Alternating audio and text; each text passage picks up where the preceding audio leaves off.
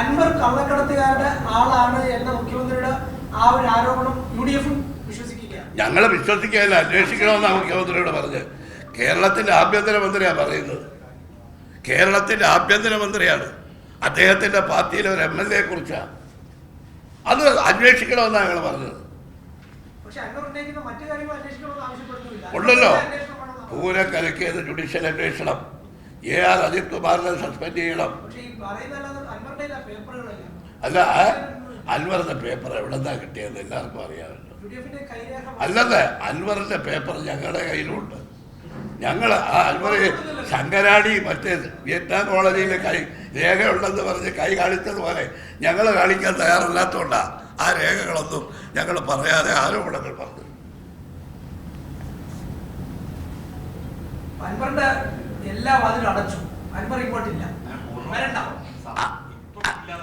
അല്ല, ഇപ്പൊ അങ്ങനെ ഒരു പ്രശ്നം നിങ്ങൾക്കേ ഉള്ളൂ ചോദ്യം. അൻവറിനില്ലല്ലോ സംശയം. അല്ലല്ല, അൻവറിന് പറയാൻ പറ്റൂല.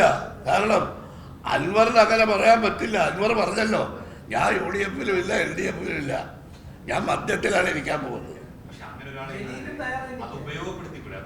എന്തിനാ? ഞങ്ങൾക്ക് ഇവിടെ ഭരണത്തിലല്ലല്ലോ, ഞങ്ങൾ പ്രതിപക്ഷത്തല്ലേ. പ്രതിപക്ഷത്ത് ഞങ്ങൾക്ക് ഒരു MLA-യുടെ ആവശ്യമില്ല.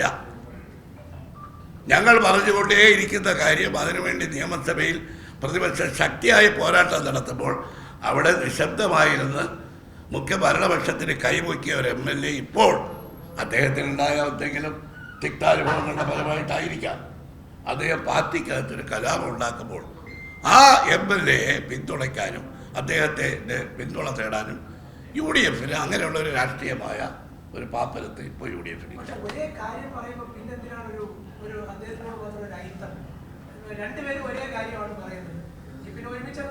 നിങ്ങൾ ആർക്ക് വേണ്ടിയായി ചോദ്യം ചോദിക്കുന്നതാണ് എനിക്കിപ്പോൾ ഒരു സംശയമാണ്.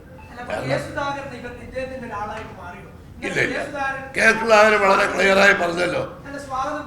ഇല്ലല്ല, പാർട്ടിക്കകത്ത് ഞങ്ങളത് ചർച്ച ചെയ്തിട്ടില്ല. ഇന്നലെ UDF-ൽ ഞങ്ങൾ ചർച്ച ചെയ്തു കെ സുധാകരൻ്റെ സാന്നിധ്യത്തിൽ.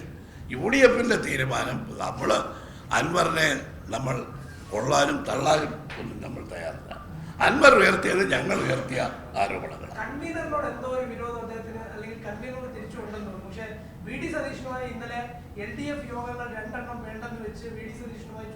അത് പറഞ്ഞു അദ്ദേഹം.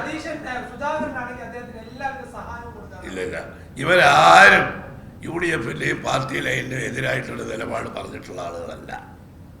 നിങ്ങൾ അങ്ങനെ ആക്കാൻ ശ്രമിച്ചാലും ആവില്ല. ഇല്ല ഇല്ല, ഒരു വ്യത്യസ്ത അഭിപ്രായം, ഏകകണ്ഠമായിട്ടാണ് UDF ഇന്നലെ തീരുമാനിച്ചത്.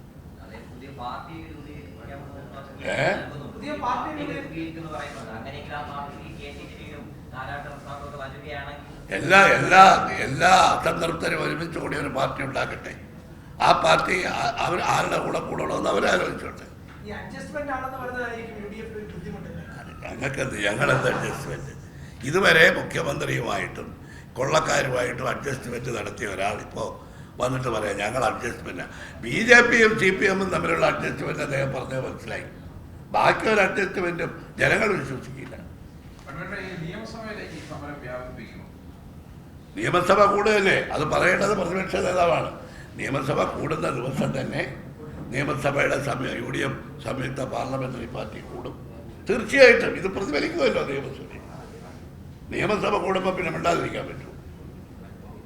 നിയമസഭ നടക്കുമ്പോഴാണ് ഞങ്ങൾ ആദ്യത്തെ ഈ പ്രതിഷേധ സംഗമം 8-ാം തീയതി നടത്തുന്നത്. അതുകൊണ്ടാണ് വൈകുന്നേരം വെച്ചിരിക്കുന്നത്.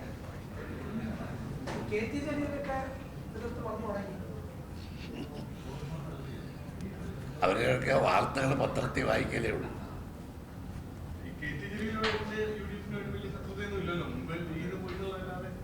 അതെല്ലാം അറിയാലോ. അദ്ദേഹത്തെ ഇപ്പൊ സ്വീകരിക്കാൻ അദ്ദേഹം ഇങ്ങോട്ട് വരുന്നില്ലല്ലോ, പിന്നെ എന്തിനാ സ്വീകരിക്കുന്നത്? എല്ലാവരും ഒരേ അഭിപ്രായമാണ്. മുസ്ലിം ലീഗിന്റെ നേതാവ് കുഞ്ഞാലിക്കുട്ടി വളരെ വ്യക്തമായി പറഞ്ഞല്ലോ. അയാളെന്താ പറഞ്ഞത്? നമുക്ക് ഒരുമിച്ച് പോരാടാം. പിറ്റേ ദിവസം തന്നെ അയാളെ പേര് നടപടി. അല്ല, ഭീഷണിപ്പെടുത്താതെ പാർട്ടിയുടെ ലൈനിനെതിരായിട്ട് ഒരാൾ പറഞ്ഞ എന്തിനാ ഭീഷണി? ഒരു ഭീഷണി ആവശ്യമില്ല. കോൺഗ്രസ്? ഒരു ഭീഷണിയും വരുത്തേണ്ട കാര്യമില്ല. നിങ്ങൾ തിരിച്ചും മറിച്ചുമൊക്കെ ചോദിച്ചാൽ ഉത്തരം ഒന്നായതുകൊണ്ട് വെറുതെ സമയം കളയാതിരിക്കുന്നതല്ലേ നല്ലത്. അൻവർ പറഞ്ഞിട്ടുണ്ടല്ലോ ഇത് പൊളിറ്റിക്കലാണെന്ന്. ഞാനും പൊളിറ്റിക്കലായിട്ടാണ് പറയുന്നത്, അല്ലാതെ വ്യക്തിപരമായ ഇഷ്ടാനിഷ്ടങ്ങളുടെ അടിസ്ഥാനത്തിലല്ല. ഞങ്ങൾ പൊളിറ്റിക്കലായിട്ട് UDF എടുത്ത ഡിസിഷൻ. കോൺഗ്രസിന് ആ കാര്യത്തിൽ വ്യക്തമായൊരു കാഴ്ചപ്പാടുണ്ട്.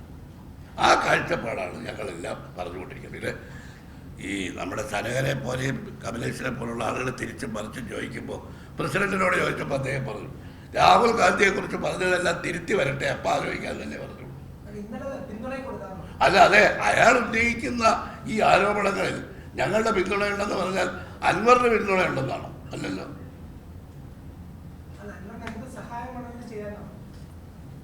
അതിപ്പോൾ അതിന് ഉത്തരം പുള്ളിയാ പറയേണ്ടത്. പ്രസിഡന്റ് അടുത്ത തെരഞ്ഞെടുപ്പിൽ അപ്പോൾ നിലമ്പൂരിലൊരു കോൺഗ്രസ് സ്ഥാനാർത്ഥി അൻവറിനാണെങ്കിൽ മത്സരിച്ചോട്ടെ, അതാണ് നിലപാടായിരിക്കും ഇപ്പോഴത്തെ. അൻവറിന്റെ തീരുമാനം അൻവറല്ലേ എടുക്കേണ്ടത്, ഞങ്ങളാണ്. അൻവർ ഭാവിയിൽ എന്ത് ചെയ്യണമെന്ന് ഞങ്ങൾക്ക് പറയാനും. അല്ല, അൻവറിന്റെ ഭാവിയിൽ ഇത്രയത്തെയും ഉത്കണ്ഠപ്പെടുന്ന നിങ്ങൾ അദ്ദേഹത്തിന് പറഞ്ഞ രാഷ്ട്രീയ ഉപദേശം കൊടുത്ത് അദ്ദേഹത്തിനെ ഈ ശക്തിപ്പെടുത്തുന്നതല്ലേ നല്ലത്. എന്നോട് അല്ല, അതാണ് ഞാൻ ചോദിക്കുന്നത്. എന്നോട് ഇത് ചോദിക്കേണ്ട വല്ല ആവശ്യമുണ്ടോ എന്നാണ് ഞാൻ തിരിച്ചു ചോദിക്കുന്നത്. ഓക്കെ, ഇനി വല്ലതും ഉണ്ടോ? നിലമ്പൂരിലെ UDF സ്ഥാനാർത്ഥി ഇല്ലായിരിക്കും. ആ, UDF സ്ഥാനാർത്ഥി ഉണ്ടായിരിക്കും. ഞാൻ പറഞ്ഞതിനകത്ത് എല്ലാം ഉണ്ടല്ലോ. അൻവറിനെ ഞങ്ങൾക്ക് ആവശ്യമില്ല. അൻവറിന് രാഷ്ട്രീയ അഭയം ഞങ്ങൾ നൽകാൻ തയ്യാറില്ല. പിന്നെ നിങ്ങൾ തിരിച്ചും മറിച്ചുമൊക്കെ ചോദിച്ചാൽ അതല്ലേ പറയാൻ പറ്റുള്ളൂ. ഏതായാലും അൻവറിനോടുള്ള സ്നേഹം കൊണ്ടല്ല സനകൻ ഈ ചോദ്യങ്ങൾ ചോദിക്കുന്നത് എനിക്ക് ബോധ്യമായി. അല്ല, രണ്ടുമല്ല. അത് നിങ്ങൾക്കൊക്കെ അറിയാമല്ലോ എന്തുകൊണ്ടാണ് ചോദിക്കുന്നത്. പുതിയ വാർത്തകളും വിശേഷങ്ങളും ഇനി വിരൽ തുമ്പിൽ. എല്ലാ ഡിജിറ്റൽ പ്ലാറ്റ്ഫോമുകളിലും ഇപ്പോൾ സീ മലയാളം ന്യൂസ് ലഭ്യം.